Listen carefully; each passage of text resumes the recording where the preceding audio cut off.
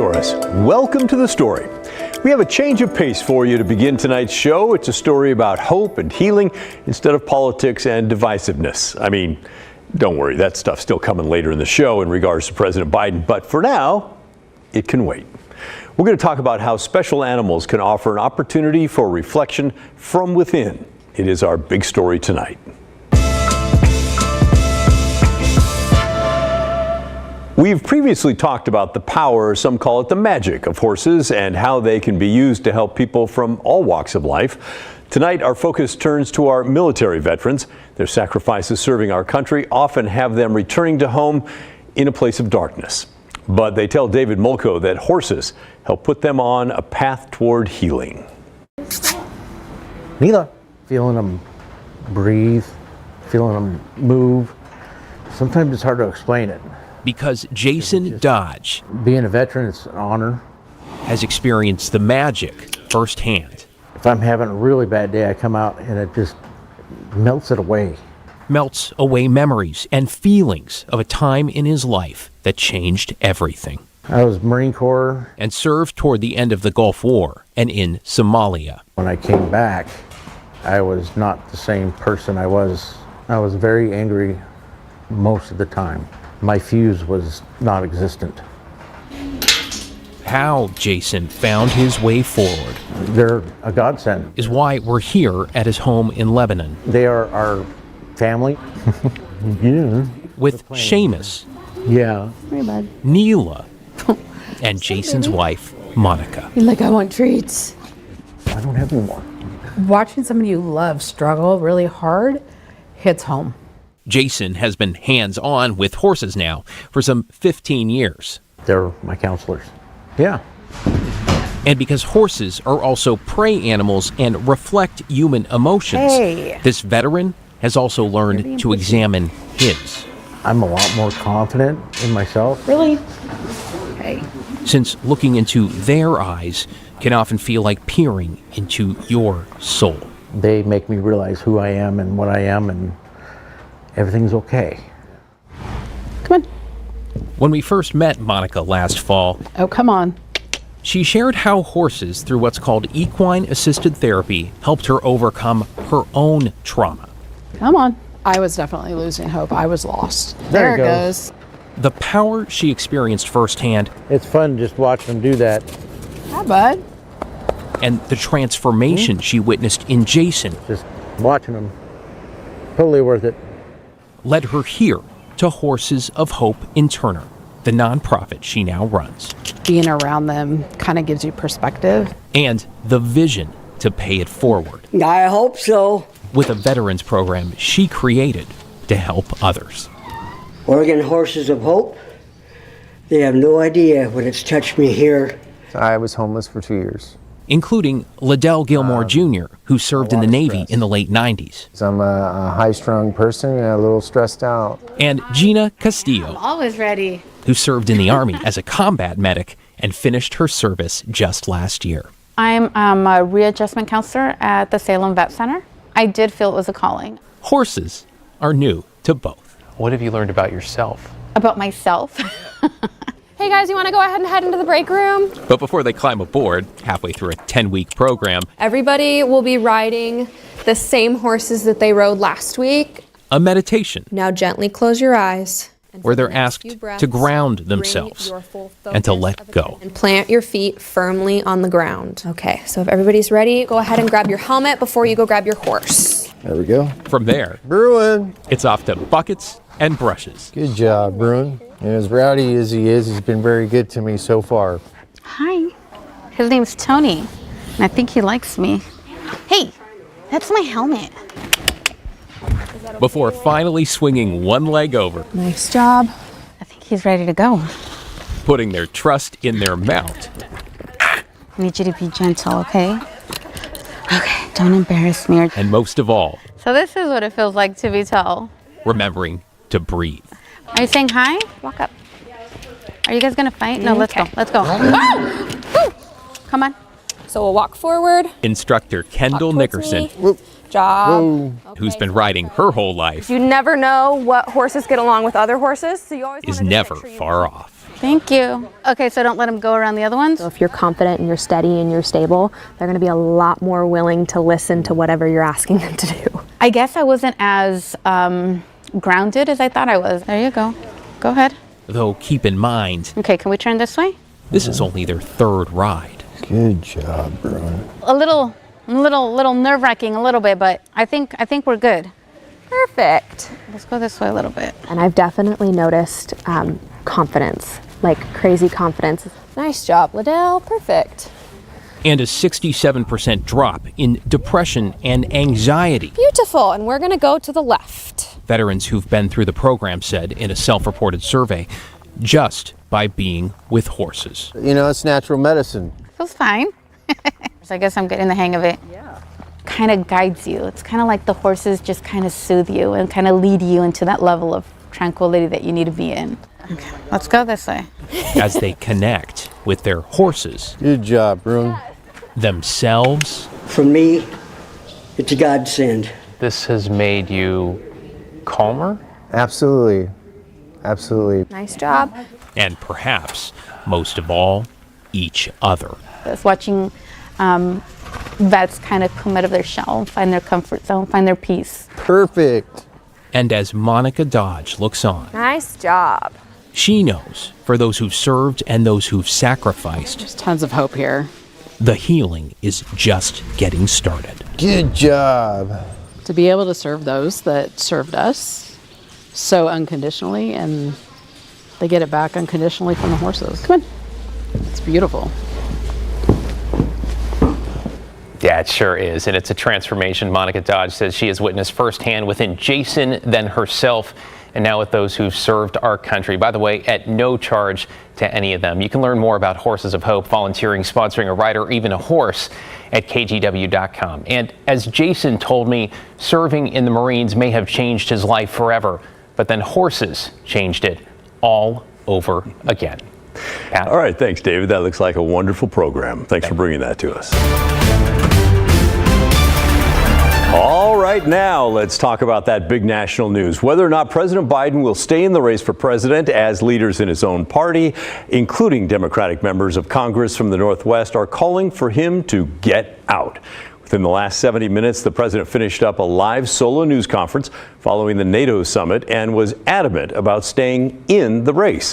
When asked about the calls for him to step aside and whether he had concerns about Vice President Kamala Harris's ability to beat Donald Trump, here's what he had to say. Look, I wouldn't have picked Vice President Trump to be vice president, but I think she was not qualified to be president. So let's start there. Number one, the fact is that the consideration is that I think I'm the most qualified person to run for president. I beat him once, and I will beat him again. Secondly, the idea, I served in the Senate a long time. The idea that senators and congressmen running for office worry about the ticket is not unusual. And I might add, there are at least 5 presidents running or incumbent presidents who had lower numbers than I have now. He says there is still a long ways to go in this campaign, and he wants voters to ask themselves this. Am I getting the job done? Am I getting the job done? Can you name me somebody who's got more major piece of legislation passed in 3.5 years? I created 2,000 jobs just last week.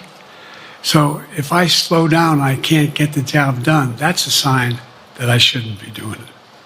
But there's no indication of that yet. If you want to see the full press conference, including how President Biden answered questions about Russia and China, you can go to kgw.com. But the calls have been growing for the president to step aside and for the Democratic Party to pick a different nominee. One representative here in the Northwest wants him to go even further. Washington State Congresswoman Marie Gulsenkamp-Perez gave KGW an exclusive statement today insinuating that Biden should resign. She told us in part, like most people I represent in Southwest Washington, I doubt the president's judgment about his health, his fitness to do the job, and whether he is the one making important decisions about our country rather than unelected advisors. And she continued, Americans deserve to feel their president is fit enough to do the job. The crisis of confidence in the president's leadership needs to come to an end. The president should do what he knows is right for the country and put the national interest first. Pretty bold. Representative Gluesenkamp-Perez's comments come just a day after Oregon Representative Earl Blumenauer called for Biden to step aside in the campaign. He wrote, "While this is a decision for the president and the first lady, I hope they will come to the conclusion that I and others have. President Biden should not be the Democratic presidential nominee. It is a painful and difficult conclusion, but there is no question in my mind that we will be better served if the president steps aside as the Democratic nominee and manages a transition under his terms." We reached out to other Democratic members of Congress. Most of them dodged our questions and did not get back to us, even though several members of our newsroom have made multiple requests over the past few days. That includes Oregon Reps Andrea Salinas and Val Hoyle. Washington Senator Maria Cantwell released a wishy-washy statement on Monday that said Biden would need to be more forceful and energetic on the campaign trail to convince voters that he's up to the task. Washington Senator Maria Cantwell's office has sent out 4 unrelated press releases yesterday and today, so we know they can, but they're saying nothing about Biden so far. Our 2 Democratic Oregon senators did respond, and they were a lot less direct than Blumenauer or Perez. Senator Jeff Merkley is sitting on the fence. He wrote, "The question of whether Biden will be the Democratic nominee rests in Biden's hands and his alone, but serious concerns have been raised that merit serious consideration.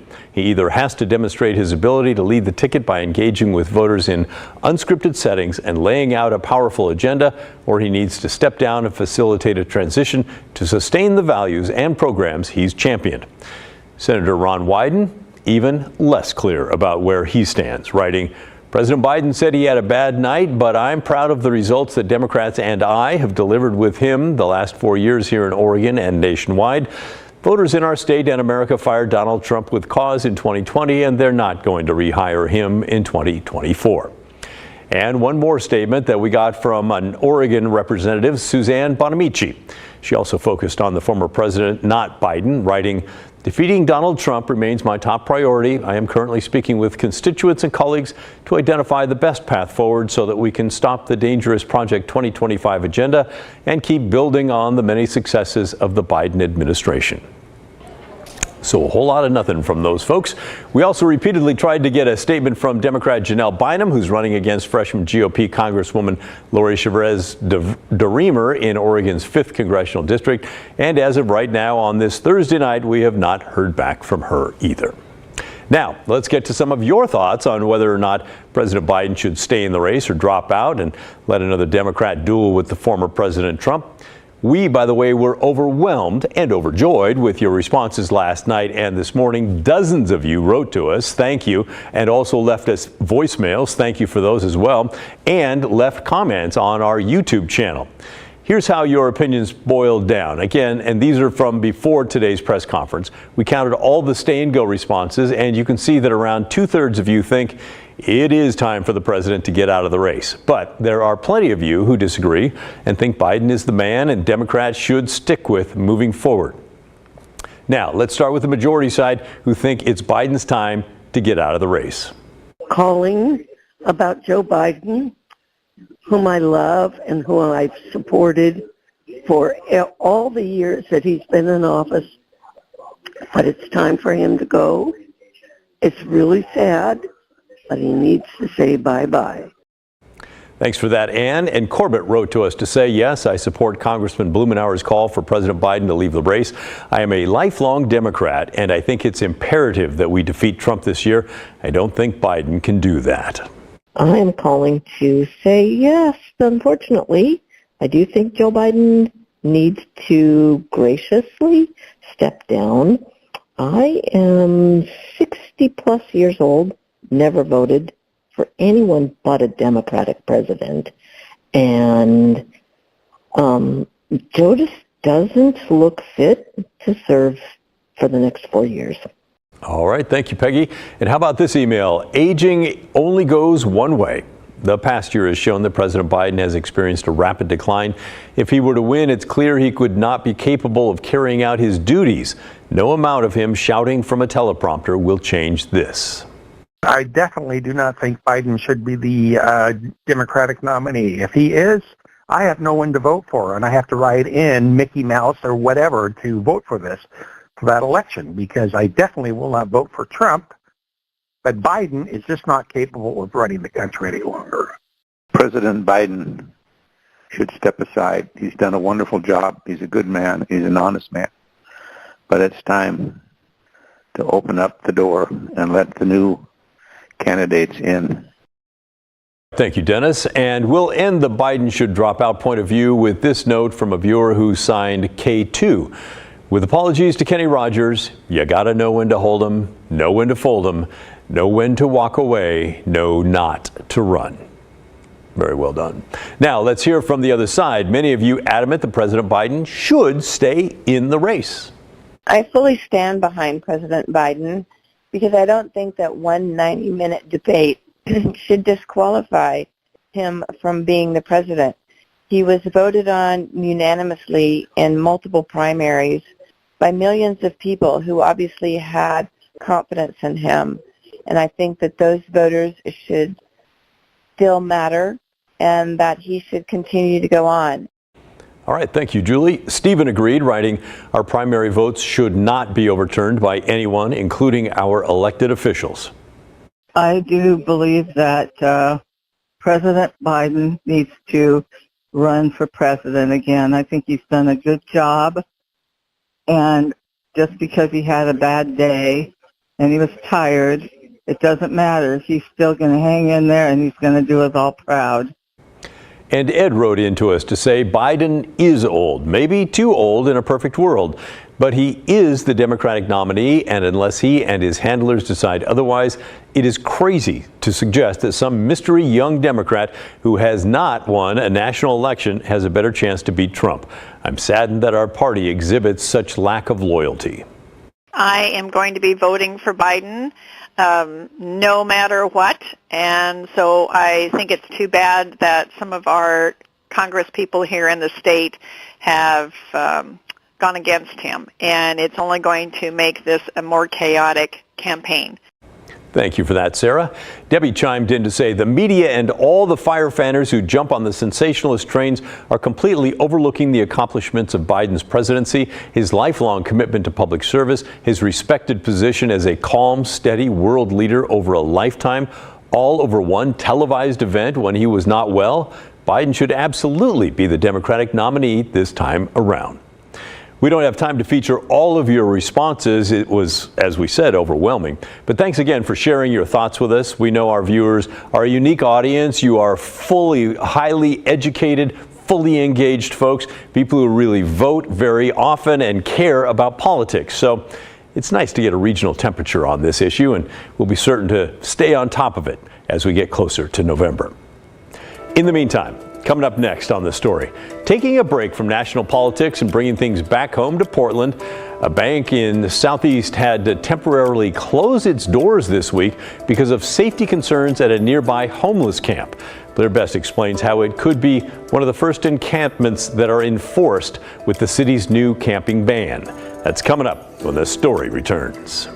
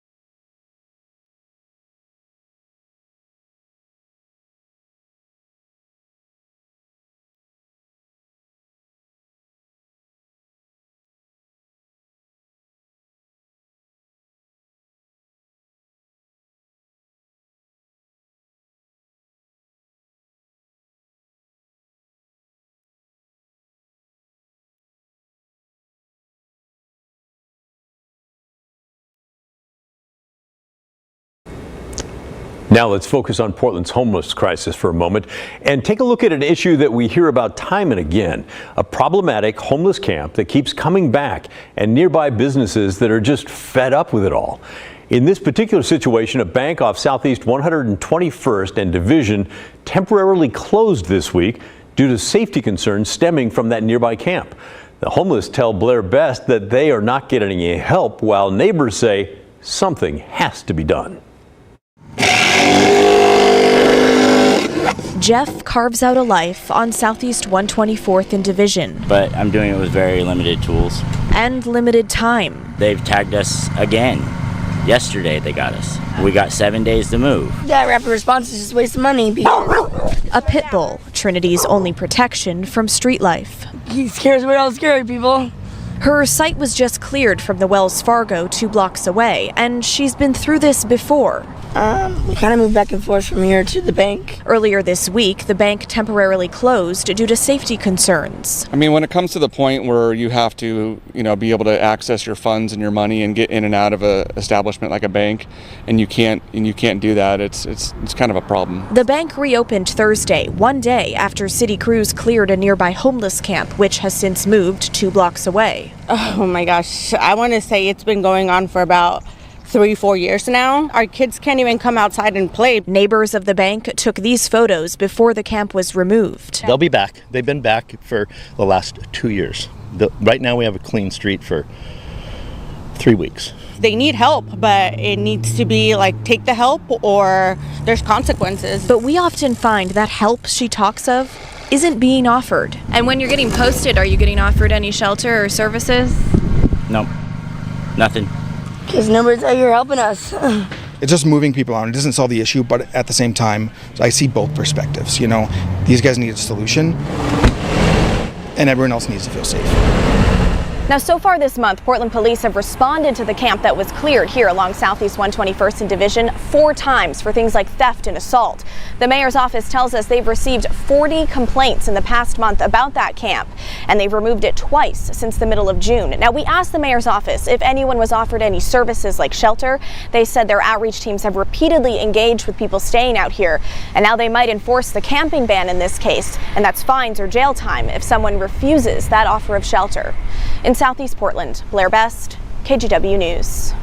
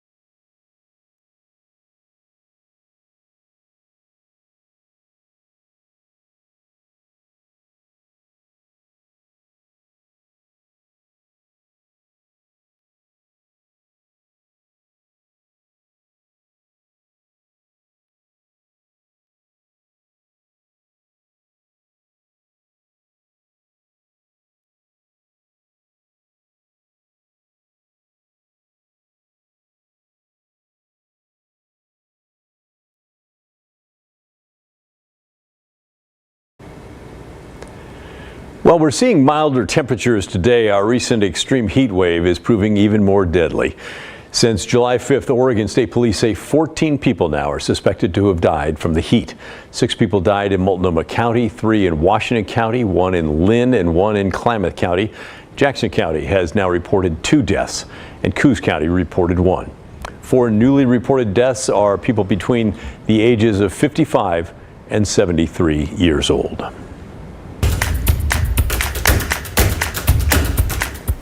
And now on a much happier topic, the KGW School Supply Drive is just a few weeks away. Go to kgw.com/school to sign up your organization, and we'll send you a collection kit so you can help collect school supplies for your school district. That's kgw.com/school. And that's the end of our show. Thanks for watching, my friends, and thanks for all your emails and phone calls. We love that. And remember, the story, our collective story, that never ends. The good stuff's coming your way next. I'll see you right back here tomorrow night at 6:30.